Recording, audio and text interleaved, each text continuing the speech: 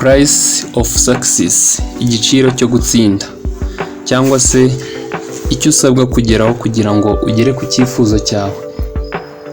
Kugera ku byifuzo byacu rimwe na rimwe usanga bidakunda kandi dukora cyane kandi tuvunika bigaragara, ariko iri jambo price of success kugira ngo tubashe twarigeraho biragoye.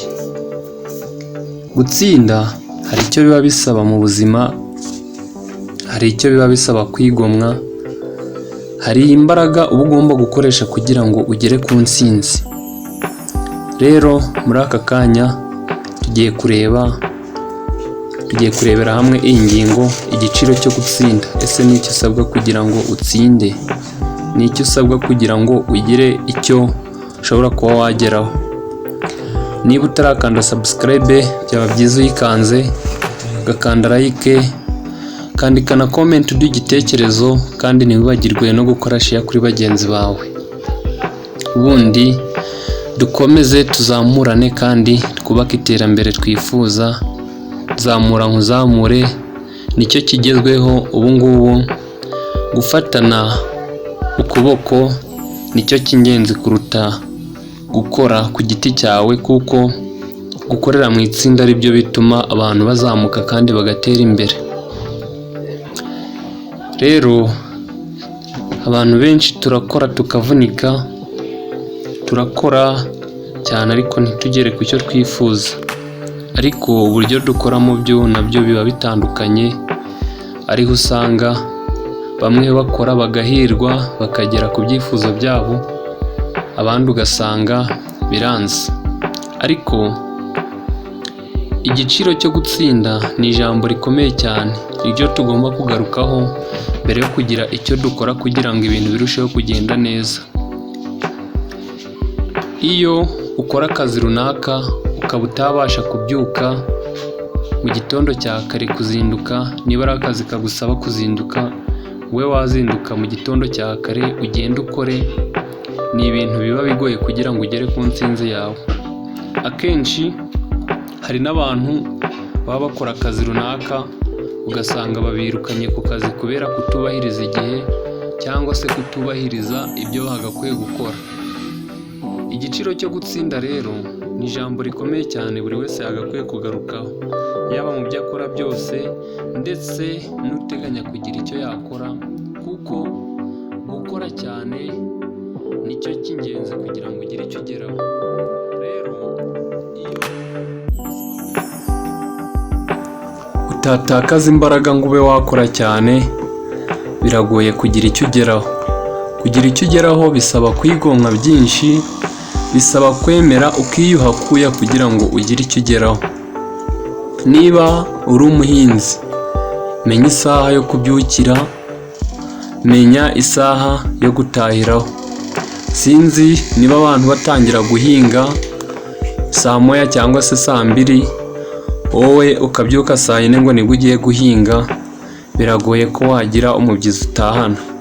Niba ukora mu biro, isaha yo gukora ikaba ari saa moya zuzuye cyangwa se saa mbiri zuzuye, gerageza wubahirize izo saha.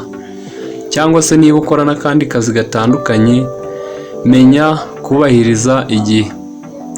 Hari ingero z'abantu bose twagiye twumva bageze kuri byinshi, ariko ni ukubera ko bagize icyo bigomwa kugira ngo bagire icyo bageraho.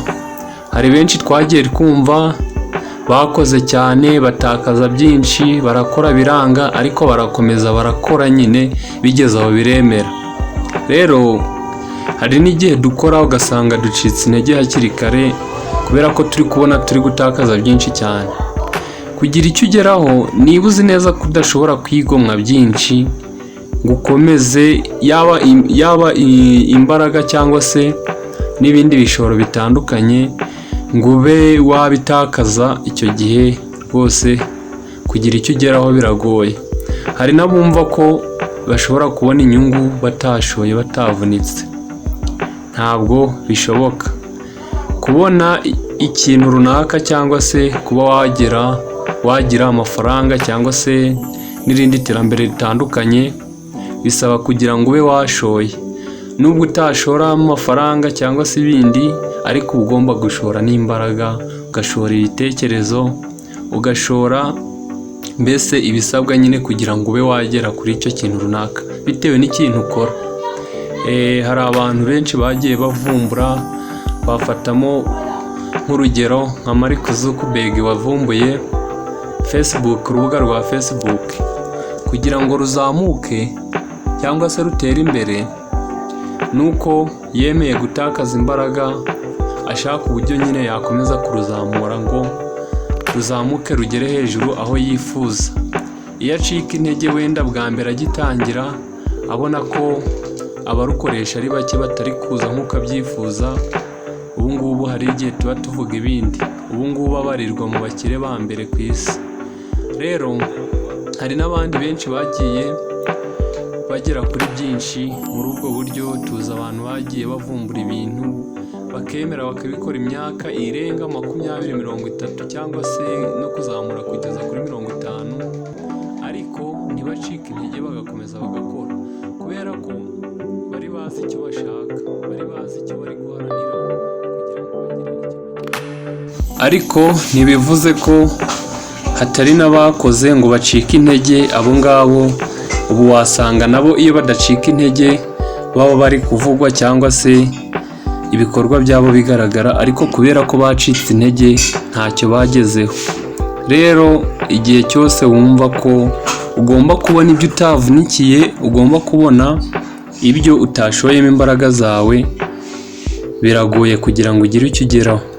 Niba ushaka no kugira icyo uvumbura ku giti cyawe, bisaba kwitanga cyane, kandi ntiwakumva ko hari icyo wavumbura ukoresheje igihe gito cyane, nk'ukwezi kumwe, umwaka umwe se, cyangwa se igihe gito nyine gishoboka. Ushobora no kumara imyaka 50 utarakivumbura, ariko n'ubundi amaherezo ukazakivumbura. Watangira aka kanya, ikibanza ni uko utarambirwa nyine ngo ube wacika intege. Igihe icyo ari cyo cyose wakoresha uba uzakivumbura iyo udacitse intege, ariko iyo ucitse intege nyine birangira utageze ku musozo. Akenshi abantu dusanga bateye imbere cyane se cyangwa babakire cyane, usanga baratangiye poroje y'igihe kirekire cyangwa se imishinga y'igihe kirekire, bakamara igihe kirekire bashora. Ugasanga umuntu yatangiye poroje mu myaka 20 yose isize akishoramo atarunguka na rimwe, cyangwa se 30 ishobora no kurenga.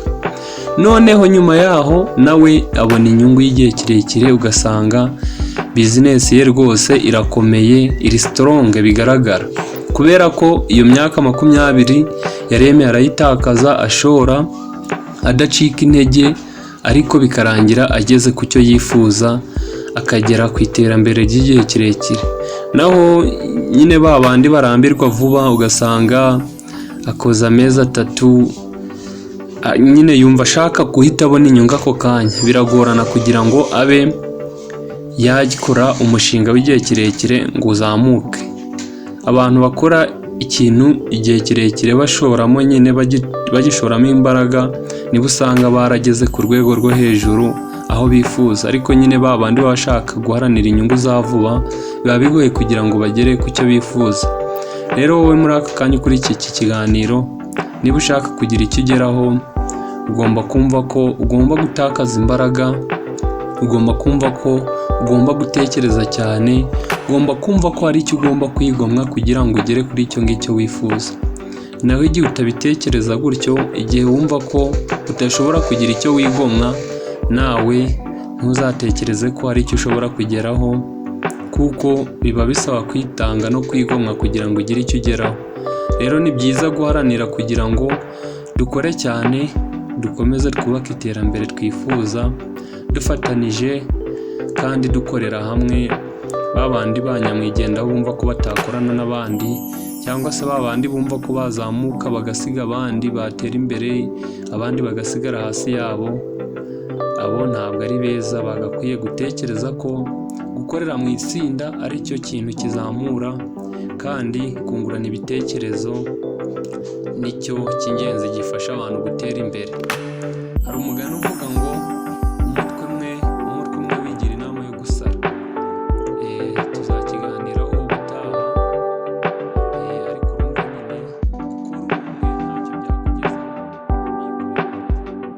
nibwo ibintu bibasha kugenda neza.